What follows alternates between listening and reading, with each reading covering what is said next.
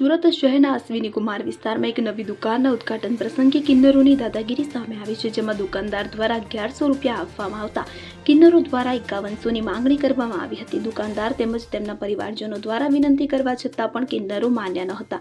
જે બાદ અશ્વિની કુમાર વિસ્તારમાં રહેતા સામાજિક કાર્યકર હરીશભાઈ ગુર્જરને બોલાવતા હરીશભાઈ ગુર્જર દ્વારા પણ કિન્નરોને જે રૂપિયા તમને પ્રેમથી આપે છે તે લઈ લેવાના હોય છે તેમ સમજાવવામાં આવ્યું હતું. હરીશભાઈ ગુર્જર દ્વારા જણાવવામાં આવ્યું હતું કે આગળ પણ આવા કિસ્સામાં એક રાજસ્થાની સમાજના વ્યક્તિને કિન્નરો દ્વારા રૂપિયાની રકઝક થતા તે વ્યક્તિને કિન્નરોએ લાત મારી હતી અને તે વ્યક્તિનું મૃત્યુ થયું હતું.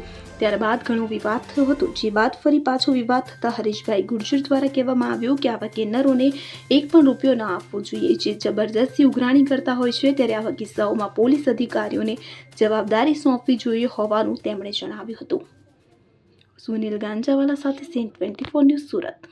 હવે જુઓ દેશ દુનિયાની તમામ ખબરો તમારી આંગળીના ટેરવે. ઉઠાવો મોબાઈલ અને Google Play Store પરથી ડાઉનલોડ કરો અમારી CN24 ન્યૂઝ મોબાઈલ એપ.